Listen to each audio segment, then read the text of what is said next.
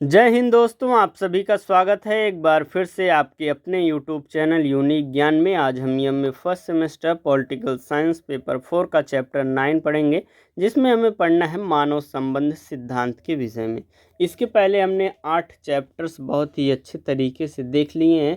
अगर आपने नहीं देखे हों तो आप चैनल पर विजिट कीजिए। में first semester political science paper 4 classes के नाम से आपको क्लासेस मिल जाएंगी, जहाँ पर आप अच्छे से देख सकते हैं क्लासेस। साथ ही साथ पीडीएफ नोट्स प्राप्त करना चाहते हैं तो टेलीग्राम चैनल अवश्य ज्वाइन करें, वहां पर आपको पीडीएफ नोट्स दिए जाते हैं। साथ ही साथ आपको जो है आपकी यूनिवर्सिटी से रिलेटेड बताया जाता है, जो भी नोटिफिकेशन आता है।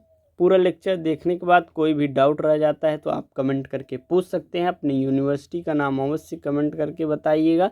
तो चलिए देखते हैं मानव संबंध सिद्धांत के विषय में। अगर आप चैनल पर नए हैं तो चैनल को सब्सक्राइब कीजिए, अपने दोस्तों के पास शेयर कीजिए। मानव संबंध सिद्धांत का एक प्रकार से जन्म किस प्रकार हुआ, किन कारणों से हुआ, सर्वप्रथम हम यह देखेंगे। संगठन के परंपरागत सिद्धांत के कमियों के विरुद्ध वर्ष 1930 में मानव सहयोग का जन्म हुआ।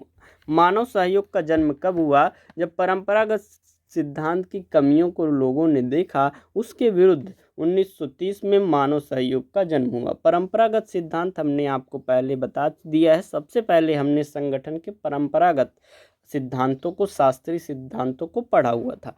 टेलर, हेनरी फ्योल, लूथर गिलिक इत्यादि परंपरागत विद्वानों ने संगठन औपचारिक पक्ष की विवेचना कर मानव तत्व की उपेक्षा करते हुए यांत्रिक पक्ष पर ही बल दिया तथा संगठन में मानव के सामाजिक मनोवैज्ञानिक पक्षों की उपेक्षा की। एक प्रकार से जो पहले परंपरागत सिद्धांत के कुछ विद्वान रहे, जैसे कि टेलर, हेनरी फ्योल, लूथर गुलिक, ये सभी क्या करते हैं, संगठन जो औपचारिक पक्ष होते हैं उसका एक प्रकार से विवेचना करते हैं, उसके बारे में अधिक विश्लेषण करते हैं, उसके बारे में अधिक विचार करते हैं, परंतु मानव तत्व की उपेक्षा कर देते हैं। मानव तत्व के विषय में वह कुछ बताते ही नहीं, वह यांत्रिक पक्ष पर अधिक बल देते हैं।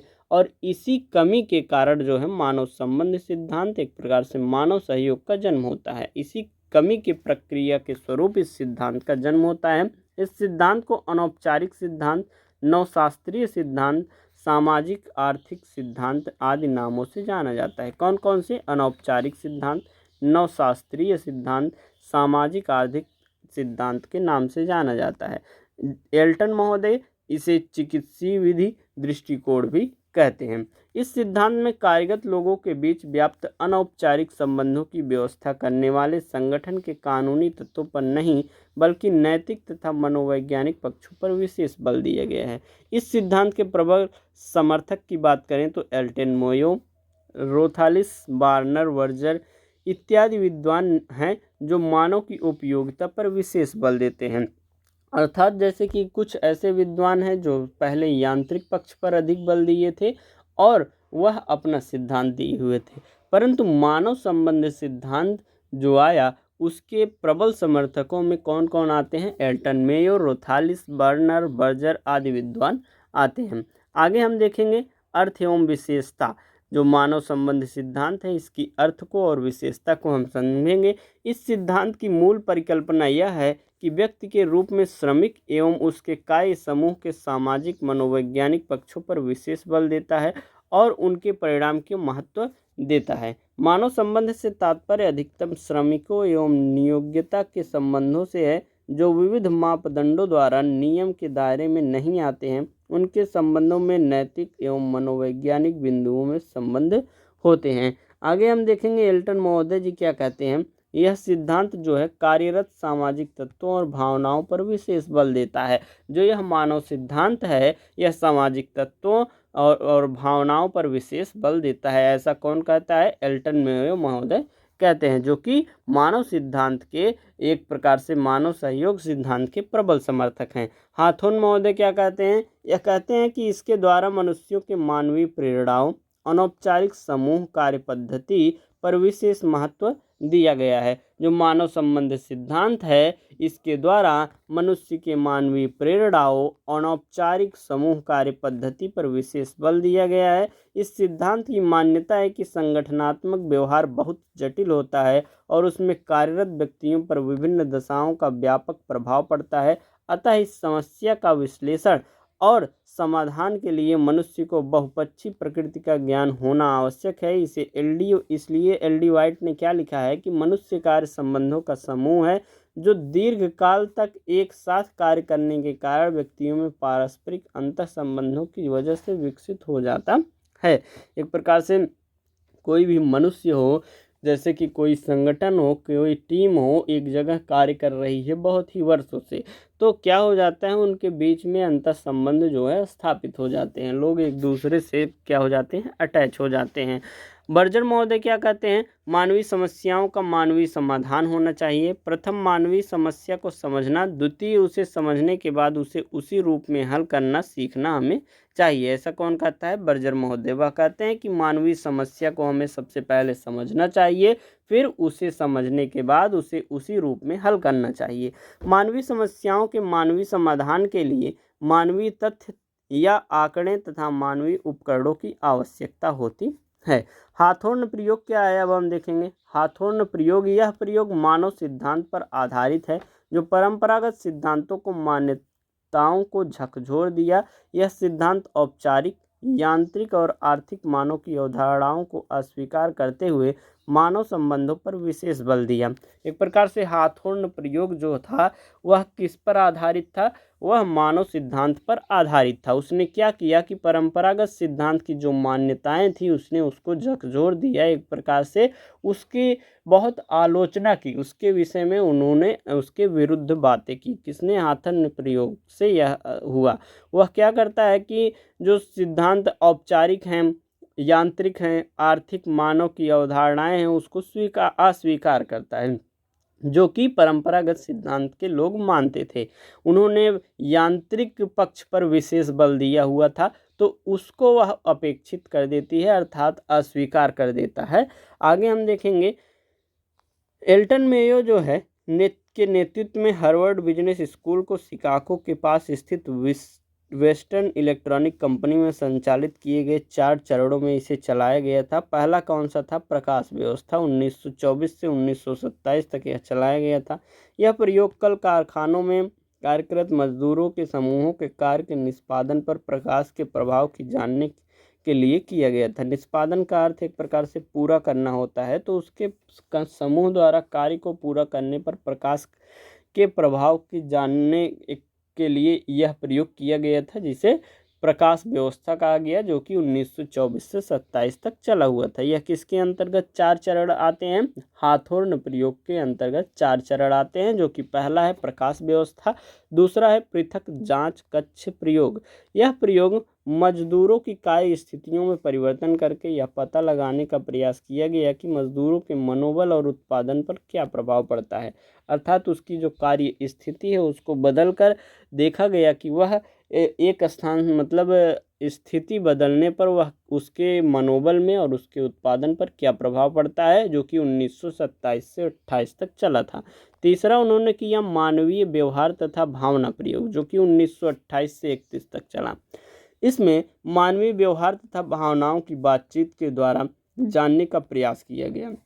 मानव के व्यवहार को, मानव की भावनाओं को कैसे पता किया गया, कैसे जानने का प्रयास किया गया, बातचीत के द्वारा प्रयोग किया गया, जो कि 1928 से 31 तक चला। चौथा है सामाजिक संगठन प्रयोग। इसमें बैंक वायरिंग प्रयोग भी कहा जाता है इसे। यह मानव समूह के व्यवहार के विश्लेषण पर आधारित प्रयोग है, जिसमें अवलोकन के द्वारा समूहों के व्यवहारों का पता लगाया जाता है। आगे हम देखेंगे उपर्युक्त प्रयोग जो हुआ इसके परिणाम क्या निकले। पहला परिणाम था मनुष्य एक सामाजिक प्राणी है, उसे मशीन के समान न समझा जाए। दूसरा परिणाम यह निकला सामाजिक मनोवैज्ञानिक तत्व ही श्रमिकों के मनोबल को बढ़ाता है। मनुष्य जो है वह सामाजिक प्राणी है, इसे मशीन के समान न समझा जाए, और मनुष्य जो है मनोवैज्ञानिक तत्व ही एक प्रकार से श्रमिकों के मनोबल को बढ़ाता है। तीसरा क्या परिणाम निकला, श्रमिकों से सहयोग प्राप्त करने के लिए उसके सामाजिक कौशल पर विशेष बल दिया जाए। चौथा है श्रमिकों के व्यवहार पर मानव समूहों का प्रभाव और महत्व को प्रभावी ढंग से वर्णित किया जाए। 5वां है इन प्रयोगों के औपचारिक तथा अनौपचारिक संगठनों को महत्वपूर्ण बना दिया जाए। ये तो हो गई हाथोन प्रयोग की बात, जो कि मानव संबंध सिद्धांत के एक प्रकार से लिए था। फिर हम देखेंगे मानव संबंध सिद्धांत की विशेषता के विषय में। श्रमिकों के व्यवहार को निर्धारित करते हुए कार्य समूह और अन्य सामाजिक घटकों का उल्लेख करते हुए विद्वानों ने 3 प्रमुख विशेषताओं को रेखांकित किया है। पहला है कि एक व्यक्ति। यह सिद्धांत व्यक्तियों की भावनाओं और धारणाओं पर बल देता है। बर्गर महोदय कहते हैं कि प्रत्येक व्यक्ति जो है अद्वितीय है। प्रत्येक व्यक्ति की कार्य स्थिति के कुछ सुझाव, विश्वास, जीवन पद्धति और साथ ही साथ कुछ कुशलताएं तकनीकी, सामाजिक या तार्किक ले आते हैं। अर्थात हर एक व्यक्ति का व्यक्तित्व अलग होता है, व्यवहार अलग होता है, उसके सोचने की क्षमता अलग होती है। अगला दूसरा उन्होंने बताया अनौपचारिक संगठन। यह सिद्धांत अनौपचारिक संगठन पर विशेष बल देता है तथा कार्य समूह के सामाजिक आयाम को भी महत्व देता है। यह पाया गया है कि मनुष्य एक सामाजिक प्राणी है जो अपने समूह के साथ रहना चाहता है। गुलेट महोदय इसके विषय में क्या कहते हैं कि औपचारिक संगठन के भीतर मौजूद अनौपचारिक संगठन पर बल देता है। मनुष्य के सामाजिक पहलुओं पर ध्यान केंद्रित किया गया है कि और उसकी मनुष्य आवश्यकता को अपने कार्य समूह में संबंधित होते हुए उसे द्वारा स्वीकारे जाने और उसमें सुव्यवस्थित इच्छा के अनुरूप देखा भी गया है। आगे हम देखेंगे तीसरा उन्होंने पॉइंट बताया भागीदारी प्रबंधन।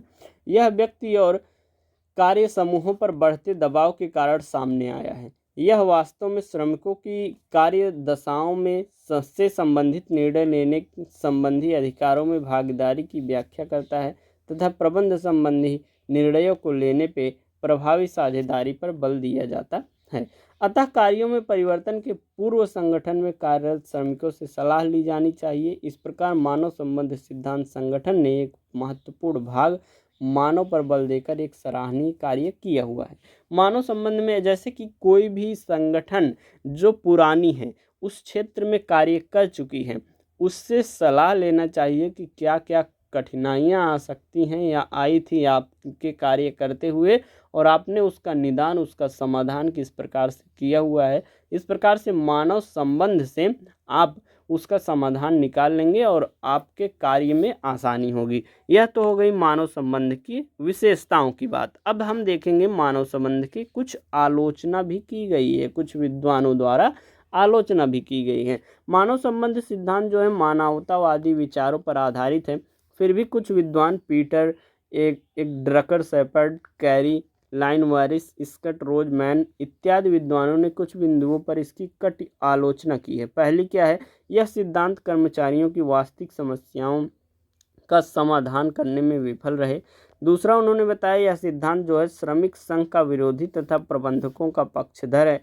तीसरी आलोचना उन्होंने की यह सिद्धांत केवल व्यक्तिगत संबंधों पर विशेष जोर दिया, न कि कार्य एवं प्रकृति पर। चौथा कहते हैं कि यह सिद्धांत सामूहिक संबंधों तथा प्रयासों पर विशेष बल दिया तथा व्यक्तिगत संबंधों की इन्होंने अपेक्षा की।